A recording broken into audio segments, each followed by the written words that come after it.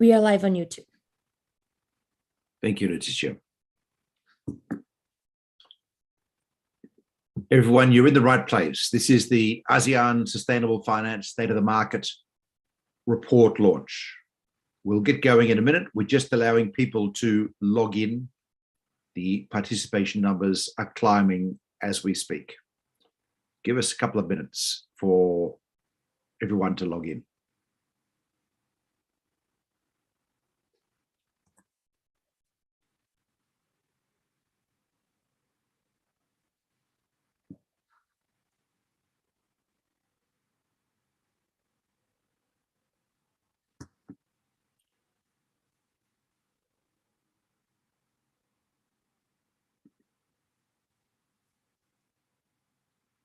Okay, I'm just alerting everyone that you are in the correct place. This is the Climate Bonds Initiative webinar, part of our ASEAN Regional Focus Month. It's the report of our Sustainable Finance State of the Market report, looking at 2021 progress in green, social and sustainable bonds and sukuk, of course, in the region. We have a star-studded lineup. I'll introduce them in a minute as the numbers of participants get to a high level. I'm Sean Kidney, though. I'm the CEO of the Climate Bonds Initiative. I'm your moderator for the day. We're going to have a look at data. We're going to have a look at trends. We're going to have a look at what we think needs to happen to grow this market. With me today, I have Ekaterina Bigos, who's the CIO Core Investment for Asia, excluding Japan, for AXA Investment Managers, one of the largest fund managers in the world, insurance company. We have Kelvin Tan, who's the Managing Director, Head of Sustainable Finance and Investments for ASEAN at HSBC, one of the world's largest banks. We have Thuha Chow, who's the Head of Fixed Income Asia for Robeco, one of the best known responsible investors in the world. And we have Parosh Uttacharyan, who's the Director, Strategic Risk Management Group of the Public Debt Management Office of Thailand, better known as the man involved in the issuance of Thai sovereign bonds. And then we have Krista Tukianen, who's the Head of Market Intelligence at the Climate Bonds Initiative, who will present a few details of the report. Today, we're launching the 2021 review of Sustainable Finance Market, State of the Market, as we call it. And we're going to have a discussion amongst our speakers about what's going on. What's this all about? You know the background to this problem. Otherwise, you wouldn't really be here, I think. We have enormous challenges facing us. Some of those challenges are around climate change. We've had terrible heat incidences in India over the last few weeks. We're having them in the US right now. We are having them all around the world. This is part of the impacts of climate change that we're starting to feel.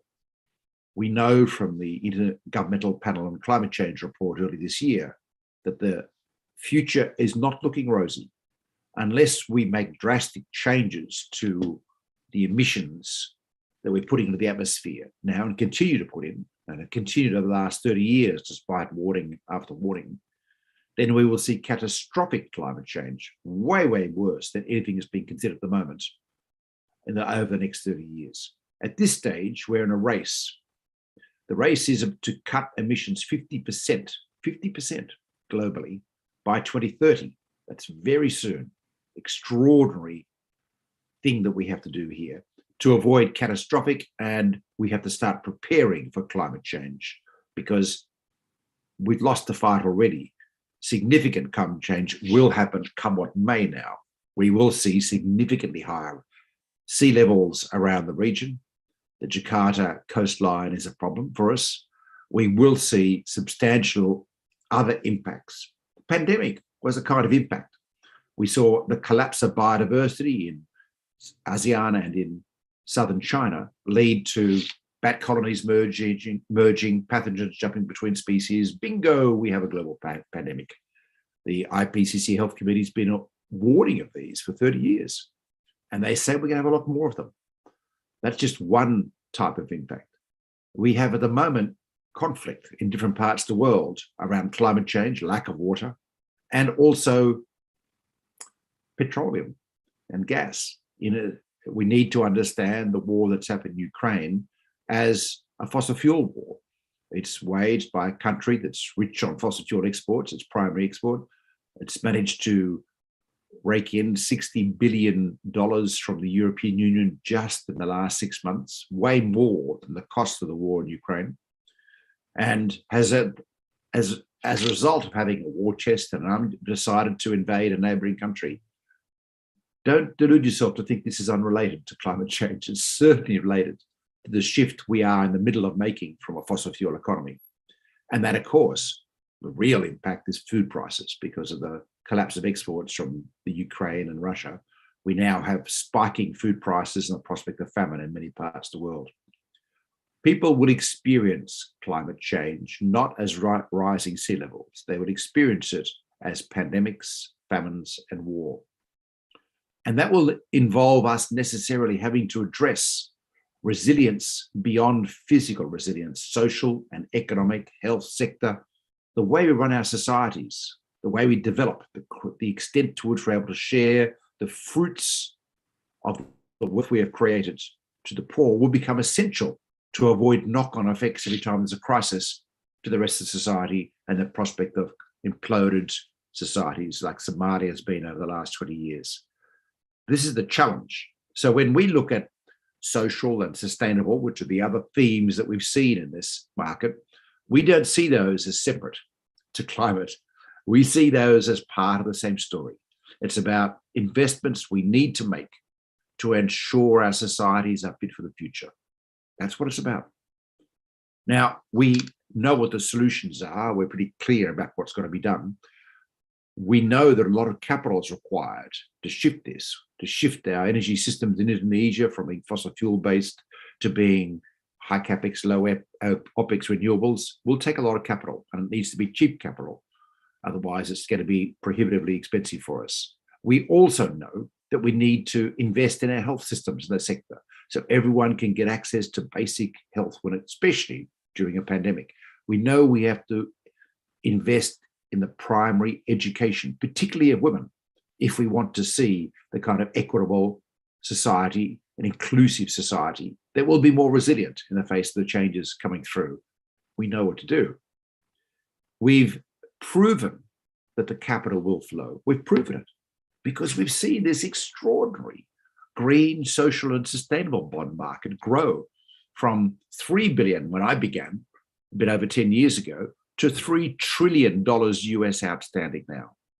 Now look, the global bond market is 130 trillion. It's a small slice, 55% sovereign issuance, but it's a massively important slice because it's driving a different approach amongst investors, amongst financiers about the allocation of proceeds. And it's proving that this can be financially remunerative for investors. This is the proof, or at least we'll be asking our investor representatives in a minute what they think about the topic. Capital with purpose does not mean you have to take a haircut. Capital with purpose starts becoming central to the development of sustainable portfolios. Well, that's my hypothesis. Let's see what they say. I'd like to turn it over to Krista, who will do a brief introduction to the report of a few slides. Please, Krista, take it away. Thank you, Sean, and welcome everybody to the webinar today. Hopefully in a moment you will see a slideshow on your screen. So as Sean mentioned, we are launching the third report in this report series looking at the ASEAN Sustainable Finance State of the Market. The data coverage in this report goes up to the end of 2021. And we also present extensive recommendations for different stakeholders in this market that we think can help bring scale and speed to the transition that Sean has just alluded to extensively. We give a little bit about the context in the beginning, but before I dive in, just want to say thank you again to our sponsor, HSBC, for the continued support on this publication for the third year in a row, and also to our team for completing this work. It's great to see it out there in the world. You can download the paper through the link in the chat or via our website or the HSBC website. So why we continue to do this? Obviously, the ASEAN region is very economically and culturally diverse and dynamic. It's set to become the world's fourth largest economy collectively by 2050. And it faces these myriad challenges that are indeed so intertwined in terms of climate resilience and the need to accelerate the transition to net zero emissions. So we want to look into this and see how and what role sustainable finance can play in this journey. And obviously, the continued economic and social intertwined ramifications from the ongoing pandemic increased fiscal pressures across the world, including in ASEAN. Just a word on the methodology and scope. Again, there's a lot more on this in the actual paper, but I just want to draw your attention to the fact that we've extended our data coverage from only green bonds and loans to what we're now collectively fondly terming GSS Plus instruments. We've listed out all the themes on the slide, and obviously they draw on the databases listed on the right-hand side of this slide as well. The social and sustainability bond database is already live. The sustainability linked and transition bond database is in development, and everything else you can access through the Climate Bonds website or by getting in touch with us directly. The key messages and takeaways from this, we'll start with that, and then I'll delve into some of the detailed numbers a little bit. The market indeed continued to expand rapidly in 2021. We saw record issuance of green, social, and sustainability use of proceeds instruments reaching 24 billion, which is more than 60% growth from the preceding year. There seems to be enduring regional enthusiasm to continue to try to build back better, as it were, balance the COVID-19 economic recovery, which is now hindered a little bit or significantly by the continued inflationary pressures across the world, but we're still seeing the market perform relatively well. And this cuts across all the different themes of debt that we've looked at. The green bonds and loans themes, the green theme leads still with almost 2/3 of the cumulative volume, but we've seen an increasing market share of sustainability instruments and notably an exponential increase in sustainability linked instruments, so bonds and loans last year. We've mentioned the numbers already. Just want to make a quick note to say that Singapore continues to be the regional leader with the total GSS, so green, social, and sustainability volume of about $13.6 billion equivalent last year. And we saw the first sustainability themed use of proceeds bond originating from Singapore, from the United Overseas Bank last year as well. As mentioned, the green theme is indeed the vast majority, but the sustainability theme now makes up more than 1/3 of the cumulative volume and has gone up in share from the previous year. And this is in large part thanks to the UOB deal, but we also saw the first dollar-denominated sustainability sukuk from the government of Malaysia, so more sovereign issuance in the mix there too.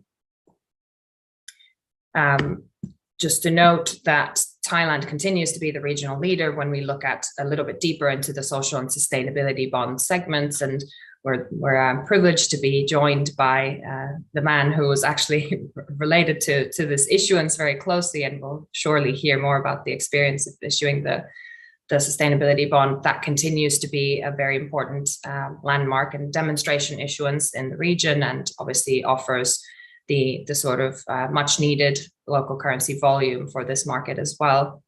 There are 2 social bonds issued in ASEAN in 2021, and both of those also originated from Thai issuers. And this brings the total sort of cumulative issuance of social bonds to about 1% of that market. So it's really small, but seems to be gaining a little bit of traction recently, which is good to see. We also want to draw your attention to the fact that it's not just the labeled issuance. We also cover so-called climate-aligned issuers and bonds. So these are issuers whose revenue streams are significantly geared towards climate solutions based on an analysis at the entity level. And we found that there are 3 countries in the mix with a number of issuers listed in the table on the right-hand side. For those of you familiar with the green segment, you'll see that some of these names also appear in the labeled green bond market. So there's definitely overlap in these, but this is to point out that these companies also issue unlabeled debt. So this allows us to stipulate a little bit on the growth potential via a labeling of debt when it comes time to refinance the bonds that will reach maturity shortly. So that's about 3 billion additional debt volume there. And as mentioned at the beginning, 2021 was really a breakthrough year for the sustainability-linked loan and bond market, not just in ASEAN, but globally as well. The combined volumes are whopping 27.5 billion. I will say, though, that not all of this volume is high quality from a climate perspective due to the fact that we don't yet have sort of commonly agreed standards and rules or guidelines around how to calibrate sustainability performance targets for these types of instruments in a net zero compatible way. But this is a good sign to say that issuers and investors are interested in leveraging this segment for transition purposes as well. And I'm sure we'll get into a conversation about this momentarily.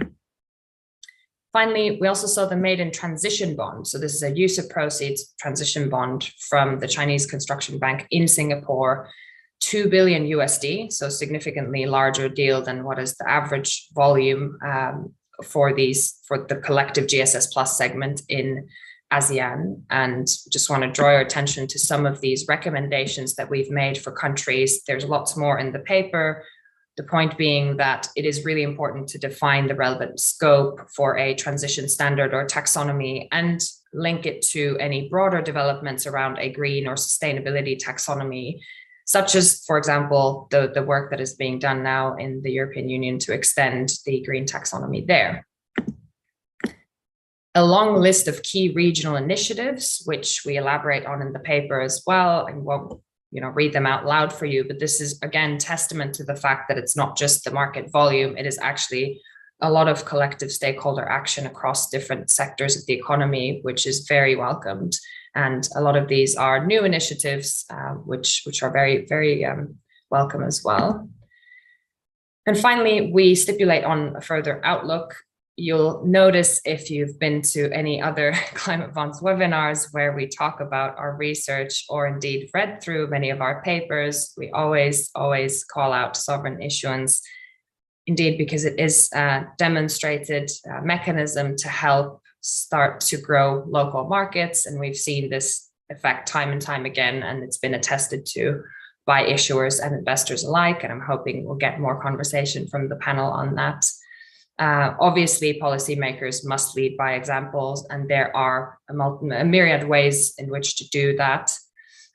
Finally, we just want to emphasize again as a kind of last message that the credibility piece is indeed key to mobilizing any transition finance. And by that, the definition is broad. Green can also be a part of the transition journey, but indeed it looks like the sustainability linked and transition bond segments are where a lot of the excitement is. So we need credible pathways and sets of definitions to underpin more issuance in those segments. I will stop there and hand back over to Sean. Thank you very much for your time. Thank you, Krista. Fantastic. And the link for that will be in the sidebar in a minute. You'll be able to download the report and read it at your leisure. It's a great report, really fantastic, very rich. Look, we've got a fantastic panel. I quickly want to ask Ekaterina to kick us off. Ekaterina represents the buy side, the drivers of this market. This has been a market that's not been driven by government or by NGOs or whatever. It's been driven by investors and their interest. Ekaterina, tell us why. Well, I'll start. First of all, it's a pleasure to be here. And I'll just say the road to net zero and greener world requires a collective effort, and we're certainly very much part of that collective effort. I would say every individual, every company, every government must play a part in it. And hopefully I'll shed some light around the part that we play as an investor. And I would say that part kind of ramificates into our investment choices, the products that we offer, the way we engage and vote, and the way we manage our business. And those are key pillars in terms of how that's going to, trickle into the investment in all the markets globally.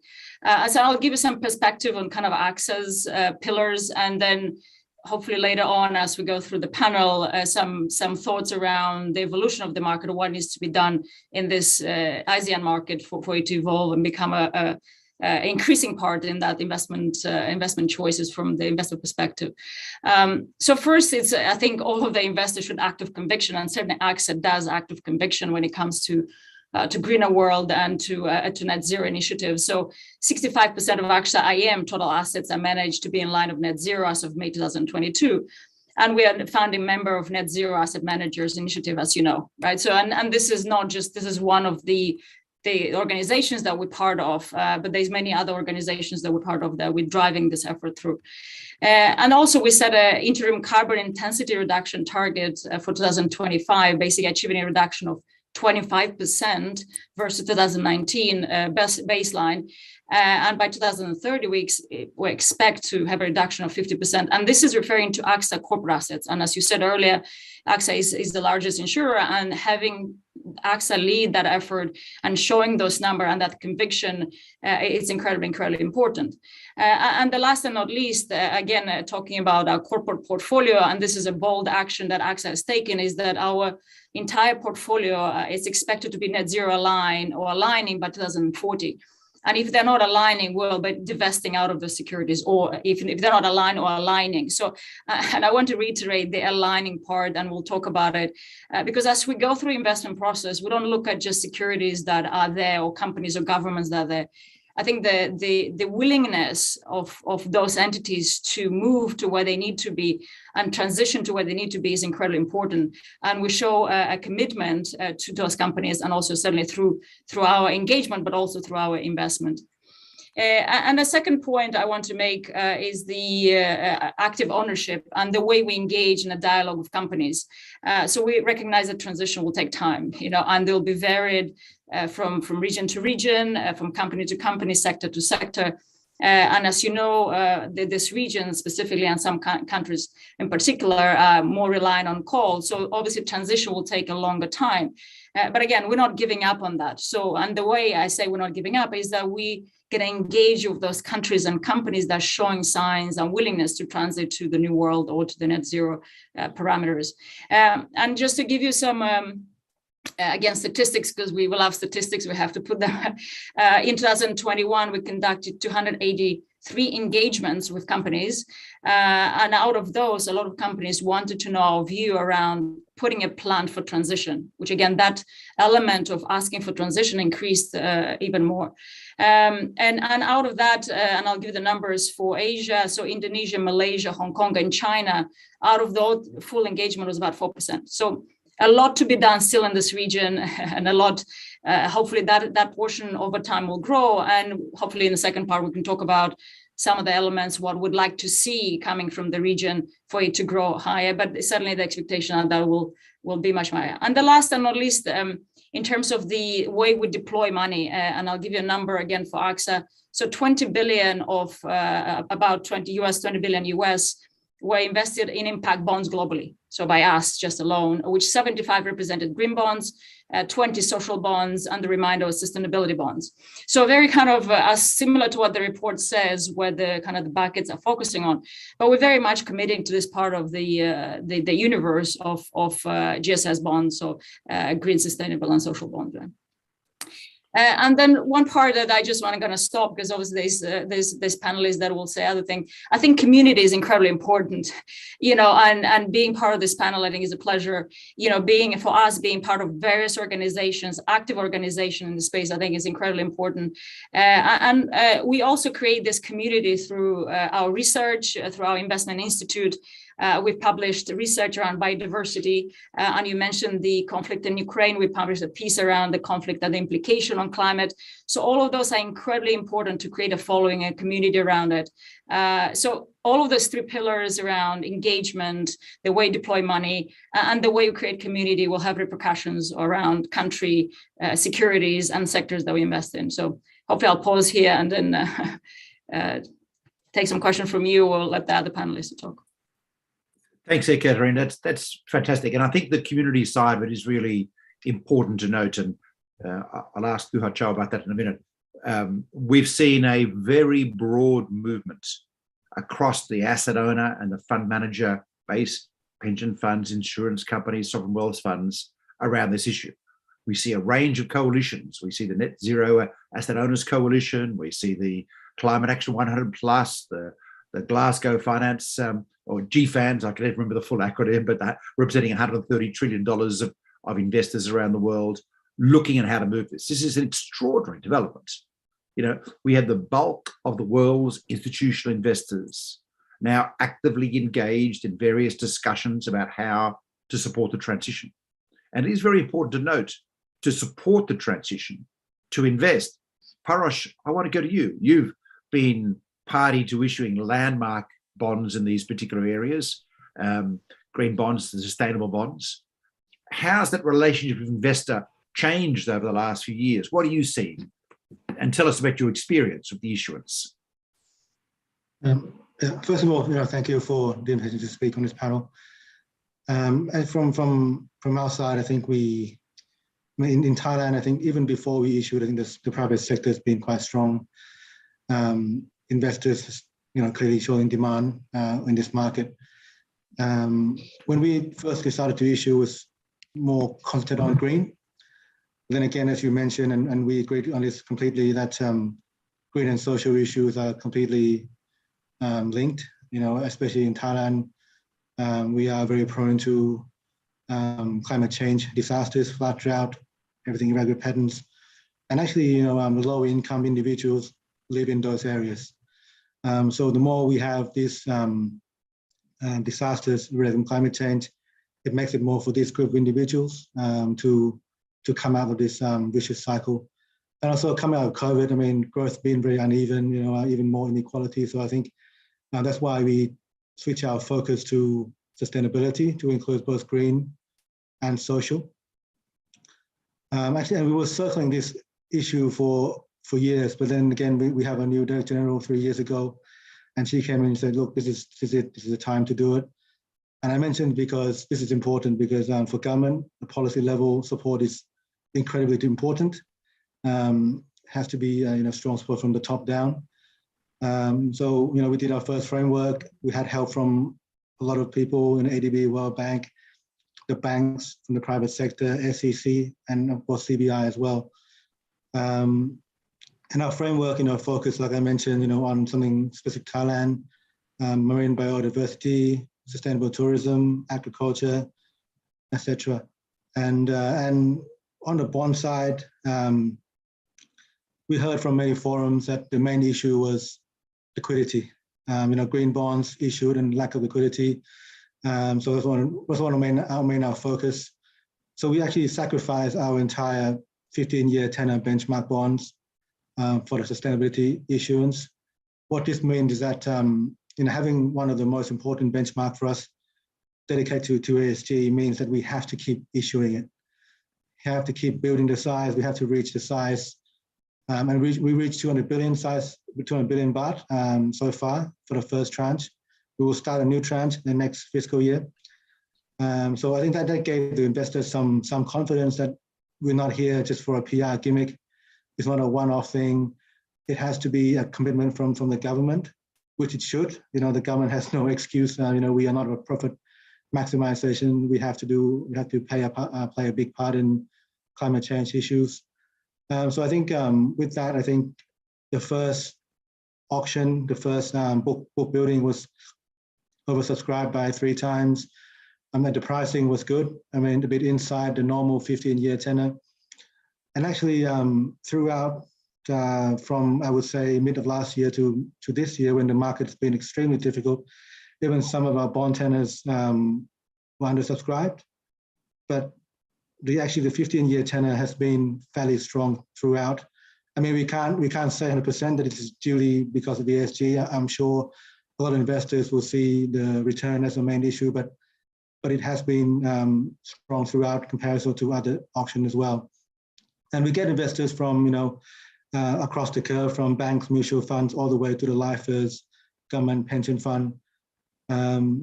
So I think we try to build on that. I think next year we'll do more of the 15-year tenor, keep building liquidity. And also I think we are exploring different tenors as well, trying to expand to other projects that we haven't done so in the framework. Fantastic. And what you're doing, of course, for the Thai market is you're setting benchmark pricing, providing liquidity for the rest of the market, for corporates and so on to come, as sovereigns always do in markets and need to be in the green spot. So it's really fantastic. for our listeners, when you hear the pricing story, and Parash has just talked about getting pricing inside the curve, the pricing story isn't a sentiment issue I'm going to put out there. I'll be curious to see what Ekaterina and Thuhar think about this. But what we see is secondary market performance of green and social and sustainable bonds being strong. That is, they outperform other bonds, and that means they're a more valuable product. They become a value retention device. So that drives primary price demand. So, and you see this very clearly in hard currencies. Every time there's a downturn, green bonds hold their value. And in the middle of the crash of March of 2020, we had investors around the world telling us that green bonds stayed liquid while other bonds failed. They couldn't get a price for them. So very interesting, different characteristics of this. Let's call it a bond with an extra special feature attached to it, and that valuation in the portfolios is driving the primary market performance where you see it. And so we have modest, tighter pricing being a frequent story in multiple currencies now. I need to say that because people think, our investors are trying to save the planet. Investors are too hard-headed. They've got a fiduciary duty responsibility to pay our pensions when we retire. So they need to be able to do both things at once. But it is different. It's interesting. Well, look, Thuhar, I need to ask you actually, am I talking out of my hat? Is there something in this? But I also want to ask you, Rebecca has been a leader in responsible investment for a long time now. You've been very successful, which is fantastic news. Tell us about your engagement with this particular market and how you think the market is going and where it's going. Thank you. And I think, as you rightly mentioned, we have, really traditionally put ourselves as the pioneering part of the market. So you won't be surprised for us to say that actually we probably have to say, whether you like it or not, that actually we think that investing sustainably has to go beyond GSS issuance. Because as you mentioned, the whole issue of sustainability is much more intricated within our investment process. And to evaluate any investment opportunity, you have to be incorporating sustainability, not only traditionally, definitely sustainability risk, ESG risk within your financial assessment, but increasingly, and I think this is very interesting to see, we hear this when we talk to regulators and actually increasingly asset owners, they also want us to see what is the impact that our investment is actually having on the world. So that's, so double materiality is definitely something we're hearing more and more about.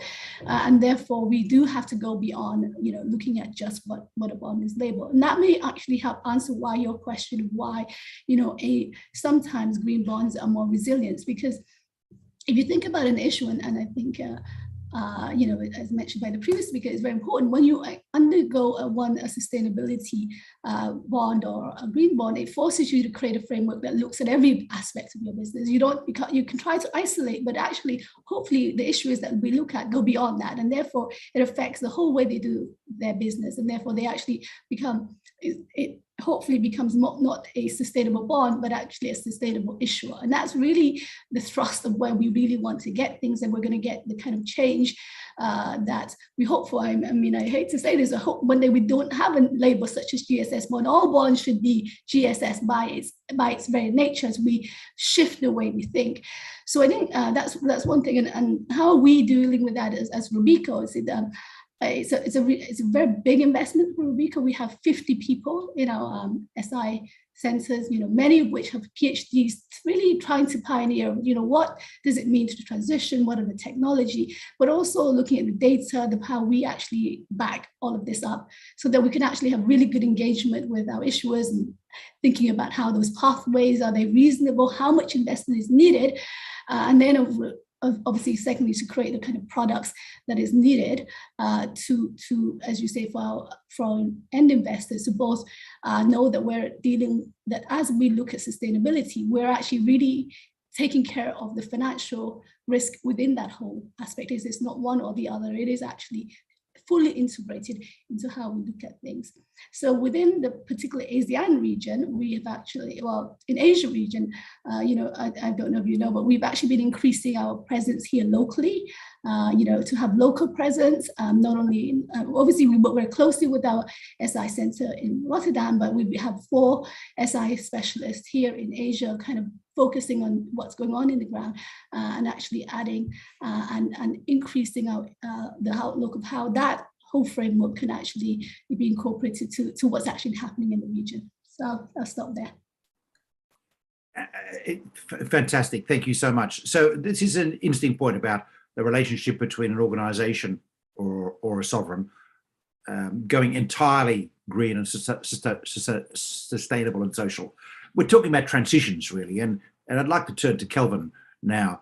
Kelvin, we've had at HSBC and climate bonds a long and very productive relationship for 10 years now, working on these issues. You've seen the market go like this, go crazy. It has grown beyond green into social and sustainable, which are now, as Ekaterina mentioned, lots of big slices, big lumps now. What do you see as the challenges going forward, and how far along the road do you think we are to what Thu Ha was saying about the organisations as a whole being transitioned? What are we got to do to transition going forward and to get more bonds in this particular space?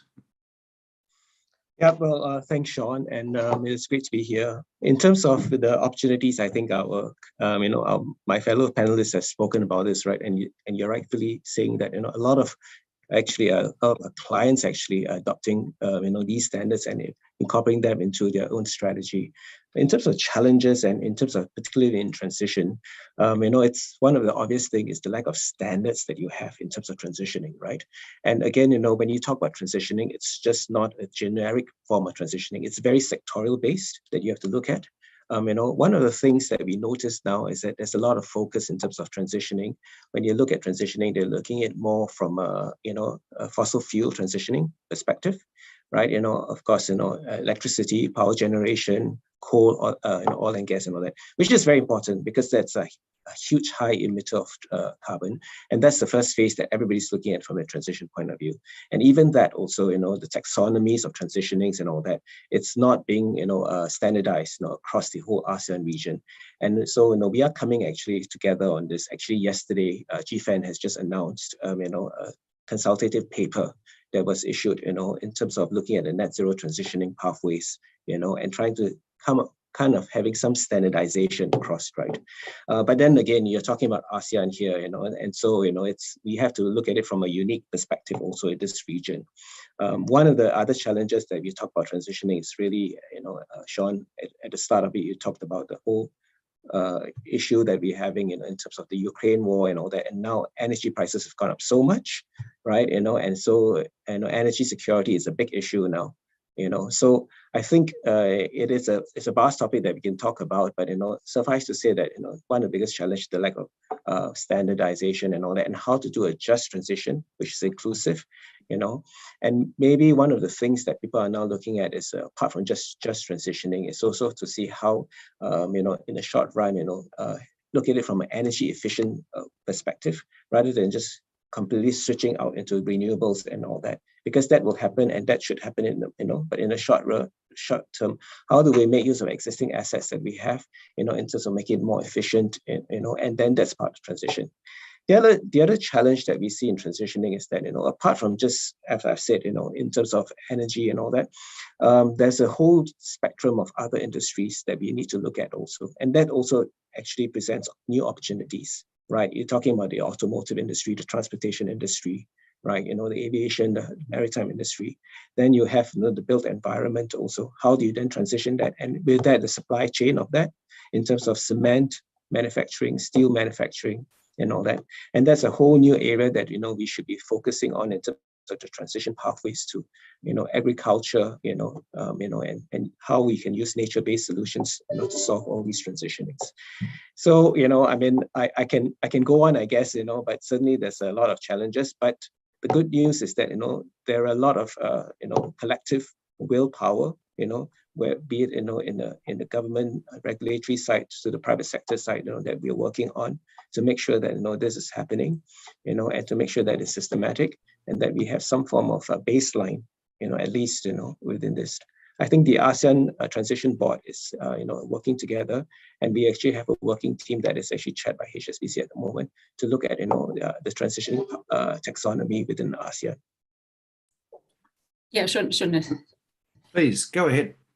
Yeah, and I just I think I feel like I needed to say a few points. I think all valid points from everyone, from Parosh. We had around the efforts of Thailand government to actually standardize, but also I think the importance, and one point that was highlighted in the report is that the issuance size in this market is still relatively small. So it's called benchmark issuance, right? So the issue size for the international investors for that liquidity that you mentioned, one element, of course, is the size of the issuance, and that has repercussions on the index inclusion as well. So I think the efforts for the governments to create longer dated but also larger in size issuance, I think, is incredibly important. And the data that came out in 2021 report, I think 55% of the deals in this report shows that ASEAN, they were below the 500 million, which is kind of sometimes the threshold of inclusion in some of the global indices. So I think this is incredibly important, and this has to be driven the corporate level, but this is more than anything else. The government has to create the framework and incentivize the issuers to be part of that process and issue those particular bonds in size. And also one, I would say, responsibility from the government, especially in this region, I think this is something that we wanted to highlight, is that they need to adopt best practices. It's not only the selection of the project, but also aligning the overall strategy with the issuer. And those best practices are incredibly, incredibly important. I think it's a fact at the moment. If you look at the ASEAN GSS bonds, they don't all. I mean, there's very few that fit the AXA-IM GSS framework, right? So which is, again, it's evolving, but we need to be all part of that collective effort to help the governments, with the Climate Bond Initiative, ourselves, to be part of this ASEAN, community and help them evolve those practices. So I would say that is incredibly important. And then the demand side, of course, has to evolve, from, which is, again, driven by the sizes, the liquidity, and the index inclusion. So the demand has to be diverse as well. A lot of the demand in local currency in ASEAN countries is very driven by their own countries' respective, is very country bias. So stimulating that demand from outside to have a diverse investor base that then has repercussions on diminishing the risks overall of the portfolios, I think is incredibly important. And I guess those points that I mentioned about standardization, the transition, the government put a regulation in place, the benchmark size, the duration of the bonds issuance are incredibly important to get the appetite, not only the commitment, we do have the commitment, but also we have to see a progress in this region and those elements for us to actually be able to invest in that region even more than beyond the 20 billion that I mentioned earlier from AXA-IM. So I'll stop there. No, they're really good points. And this is exactly what I was going to ask you about what you saw as the primary requirements. Just tell me a little bit more about currency and where you see the nature of currency appetite, hard currency versus local currency in terms of your portfolios, for our listeners out there who often ask this question. How do you see that direction in the market moving? Yeah, I don't know that this is, I think it's the broader how we set the investment processes. I mean, we have local currency and hard currency, and there's investors that will have appetite for one or the other. I don't think we're looking in that way. What it has to start is the local currency bonds that get issued, they have to have the right frameworks, they have to have the right structure, they have to have the right maturity. So we do have, funds that invest in hard currency, and then we have a green, we have a green bond, for instance, for China green bonds, because it's just a bigger market. They've moved the dial a little bit further, but just the sheer size of it is much larger. There's much more scope for us to actually go into that market and invest. The ASEAN as well has to evolve and issue more. It's not that the clients potentially bifurcated or diversify between dollar and local. I think the appetite is for both, but it's just the market has to evolve and become more liquid, as we talked about. The sizes have to be there. The benchmark inclusion has to be there. So once that progresses, I think that's going to have a catalyst on the investment appetite. And I'll make a reference, and I don't know if it's not a one-for-one, but just look at the massive change that we had for China bonds when they were included in the global indices. Once they were included in the global aggregate, and then we had the follow through with JP Morgan, and we had a follow through with the Citi global indices, just the catalyst, the structural catalyst that had an impact on the overall global sentiment and appetite for that bond. You might have said that in terms of the market condition were not right, but the structural catalysts are so strong that investors had to think about it, right? So when you have those structural catalysts, I think investors will have more need to actually go into those markets. You mentioned standards, and we've had a question about taxonomy, and maybe Thu Ha Chau, you might pick this up. What are we looking for? What's the requirement in terms of standards, particularly what's the requirement in terms of taxonomy? We've got the ASEAN Taxonomy Board work that Kelvin mentioned. We've also got national taxonomies popping out in Indonesia, Singapore, we've been involved in with HSBC and others, Vietnam, and Thailand, of course, has started the journey on doing a taxonomy too. But of course, Robeco and AXA are domiciled primarily in Europe and governed by the European taxonomy. How is this playing out? Is this a problem or is this okay? Well, I think this is why it's important to engage. And I think that we obviously are engaging here with Singapore authorities to kind of get as much alignment as, China and the EU are trying to kind of find common taxonomy grounds. So, and then as I said, but there's also differences that need to happen. Is that there are transitional, as we say, there are different stages of development. Kevin mentioned very much that the fact that the transition here is just not at the same level, and someone was making a joke with me the other day. They said, both Indonesia and Holland are both underwater, but one seems to be doing a lot better than the other. But and then I just joked back and said, that's because one has a lot more capital than the other. Yes. So, and I think this, and so I think the perspective has to be different. I think the other issue that really has plagued this investment into this region is some of the things that Katrina mentioned, is the smaller size issuance.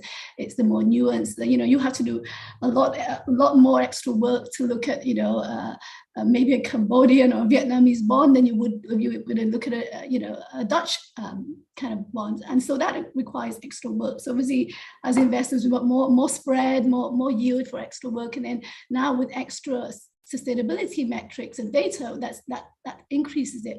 But I think, as you mentioned, what we actually need to do is actually reduce that premium if we're going to get more issues. And I think that's where the dialogue could become very interesting. This is where we could use bond structures. We could maybe, as I say, mention things that we could collate a whole, the problem is we don't want some of these nations to issue too much debt either, because that's not sustainable, but yet we need bigger bond issuance. And if you think about the average size of some big asset owners, they're much bigger than the GDP of a lot of these countries. So how do we square the circles, right? So I think there's a lot of work that could be done in bond structures to consolidate, to potentially create structures that make it much more accessible, maybe easier for foreign investors, so they don't need to have as much hurdle.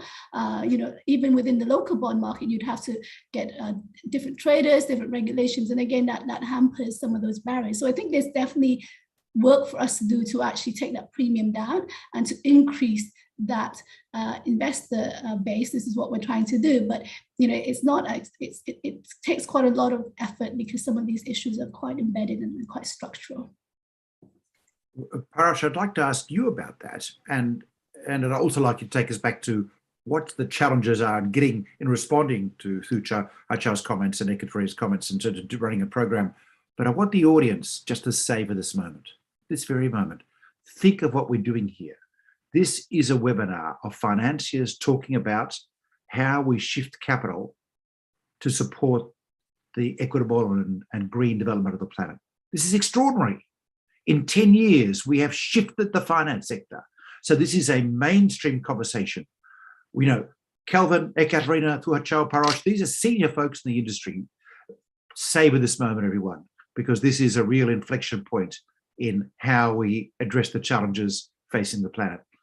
There you go, just a moment. Parash, tell us about your experience responding to the comments we've had today and what the challenges were for you and are for you in running a program. I think the main challenge is, for a government, is always, we have hundreds of different agencies doing different things. So it's not like a private company where you have, the finance department. And so it's easy for maybe a bit easier to get everybody on board. But, we have Ministry of Energy, Ministry of Transport. So that's why we have a committee under the framework, specifically for this, to make sure that we have the right people there to get the right projects, make sure the money goes where it's supposed to go. And also, but still, even today, even after 2 years of issuing, I think the difficulty is still finding the right projects, trying to get different ministry who weren't used to doing this sort of thing to do their reporting, that sort of stuff. So I think the challenge is there is still there, and we don't. From our part, we try to encourage SOEs to get involved as well, state-owned enterprise, who are in industries where can reduce climate emission. But I think, to be honest, if the restriction from regulations get even more difficult, it gets more costly. I think we have to find the right balance between, very strict regulations and the ease of coming into a ESG bond, because, we know a lot of people actually want to come, but I think, they find the cost of going through all this process a little less appealing. We know of a very prominent corporate in Thailand who just issue a normal bond and they didn't even bother coming in to get their bond label, because they know they can do the similar impact by just issuing a normal bond and make sure the money goes to the right place. So I think the important point to make for the future is, I think we have to find the right balance of being very strict. And I think the issue with climate change, something is better than nothing. It's for us, I think if as many people come in as possible, I think that's a positive. Then again, I understand that there has to be a decent sort of standardized issue. And so on the investors, I think for us, we try to, as I mentioned, I think we were back in the index fairly quickly, and that's why we have some interest from the offshore. But I think, going forward, I think the main challenge for the government and is to find the right projects. And that's why, sustainability linked bond is also coming up, because there's no ring fence issue. It's just the end target of making sure there's an impact on in 10 years time that you reduce some sort of emission. So I think we are looking at it as well. So have I got this right? For our listeners, this is an important point. The Public Debt Management Office, part of the Treasury, is now asking other ministries about what they're doing that could qualify for the green bond. They're driving other ministries to develop, create, harness, identify green projects that be included in the sovereign green bond. This is pretty important. Yeah. Right? Got that right, Parash? Yeah, I think it's a bit unorthodox. It didn't come from the line ministry. It didn't come from, a top down from the people in charge of the project. But it actually came from the debt office, from the finance department. Actually, to be honest, going out, finding the projects, it doesn't mean that Thai government doesn't do anything on climate change. We do a lot on that, but it was financed through, budget or other form of financing. So we try to issue and we just try to look for the projects. But going forward, to be sustainable, I think, we are, the policy level are actually the ones that try to gather the right projects. But to start with, I think it came from the finance department going out to find projects. So this is exactly the dynamic that's important around sovereign green bond issuance, putting aside liquidity, benchmark pricing, and so on, is that internal discourse within an institution about what's got to be done, influenced by standards and best practices, as Ekaterina said. Really critical story for everyone to hear.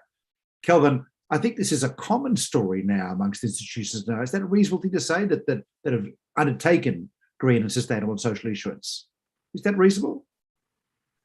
Yeah, it is, but I think, I'm glad to say that, in the course of my career in the last couple of years, when we speak and engage with whether it's institution or corporates, and Khun Parot talked about, a prominent Thai company looking at issuing bonds and not having it green, right?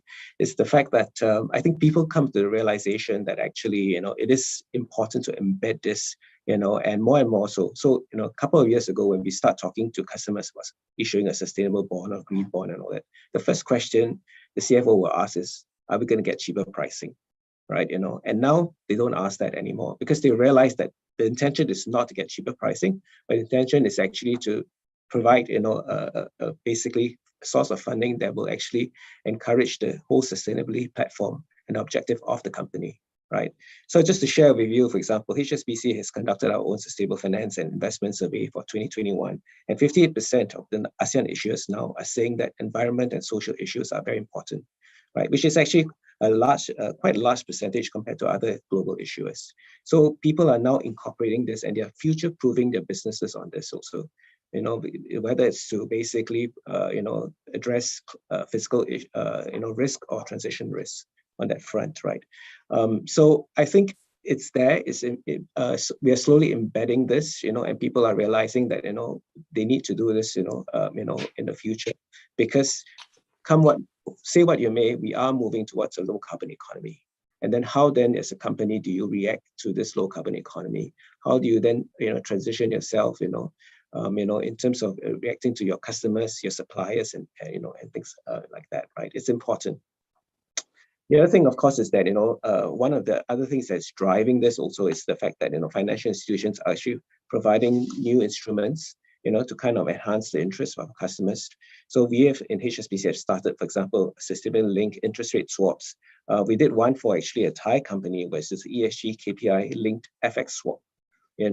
So all this is actually driving new interest, and and it's sparking the interest, in discussion with the treasurer and and the CFOs on this. Right. In the past, when we spoke to CFOs and all that, they said, "Oh, it's not their concern. It is this, it's the sustainability person that's looking at it and all that." But now, it's part of the KPI, in terms of treasury and finance. So, and that's a good thing, From the Thai, side of it, and comparison, I happen to be in Thailand for 6 years. The last 6 years, before I came onto this role, right? So we have been talking to the Thai government and all that, and there's a lot of projects that the Thai government is looking at, including the high-speed rail that's linking the airports and all that. And we've always been pitching for the fact that why don't you look at it from a sustainability perspective, So definitely the awareness is there, and we just need to make sure that we come together and look at the benefits of it. One of the challenges that we face is also the lack of understanding in terms of how you measure this, how do you track this, and obviously the first reaction is that, it's going to be very cumbersome and all that. But if we kind of, demystify this whole thing and show them the proper KPIs and look at science-based targets that we can work on, perhaps that will be how we can drive this for the future. Just want to add to that. I think it's about kind of creating that when we talk to companies to get them to talk about that pathway. Because if I say to someone, okay, and it's funny because sometimes they might not have enough of the project to create a big enough bond issuance that can be where all the assets are actually green or sustainable, that they can actually issue the kind of size that would. But it's a part of the whole big thing project. But the way that we've been kind of talking to them and a lot of the rating agencies too is actually how do we start to embed that those investments are actually, as Kevin mentioned, future-proofing the business, and therefore, actually should be leading to some sort of credit upgrade, right? Because you're now a more resilient company than before you actually undertook the project. And then, of course, that's kind of one of the things that could actually drive risk premium down. And I think and certainly the research that's been done to kind of actually say, look at how a lot of these investments could be actually de-risking some of the issues that would have otherwise. Now, the difficult for the region is, on the one hand, we talk about all these climate risks. So I have investors on one hand saying to me, "Oh my word, all this stuff, that's terrible stuff that's going on, that's going to happen in the region, and you're telling me to invest in it." So which is also true, right? You've just told me, like, if I don't happen, they're all going to go underwater, and then you've just turned around and said, "Please buy some bonds," and I'm not. So the way that we really need to create the narrative is actually, it's a bigger picture of how these investments are actually changing your trajectory and how these are actually de-risking in areas and become much more clear about what that is. And I don't think that a lot of the way that we've been looking at it in the past, when we categorize projects, we don't link that risk. It's like, okay, this is a green, like this asset is green and therefore it's ticks, but we're not talking about it, how that insulates and how that actually changes the risk profile. and that, whether that be a sovereign or that be a company. And I think when we start to do that and we use transitional financing to do that, we actually start to create that these investments make things less risky because they're de-risking it. And actually, therefore, that's what should be really would channel investors into looking at it. Really critical point. Sorry, go ahead. Sean, I know that we are past time already, but one of the things I would just like to say that, apart from, there's a lot of focus when it comes to transitioning about mitigating risk and all that, but there's also this point that we should actually look at is how we adapt. So there's also the point of financing adaptation, right? On things, because say what you may, I think the climate has really gone up 1.1 degrees already since the last century, right? And we are seeing the impact of that already. So I think there's also that need for us to look at adaptation, and how do we finance adaptation, with the impending climate change. Yeah. Great points, and this is final comments really because we are slightly over time. Parash, Ekaterina, parting thoughts.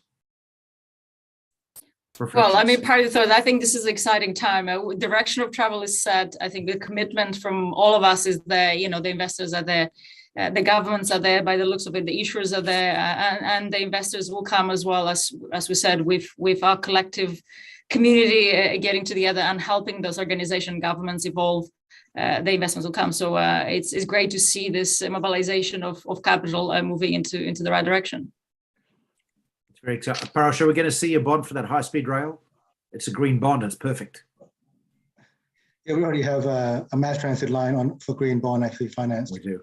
So, we do. But any just final words. I think everybody already mentioned it needs a collective effort, and I think since we're on talking about ASEAN, I think more can be done on ASEAN regional cooperation. And I think I just want to mention that recently we just tried to encourage a cross-border issuance for companies based in, I think, in CRMV to issue bad bond that is green in Thailand. So little steps, but I think something's better than nothing. I think we try to do as you can to strengthen the corporate region on this issue as well.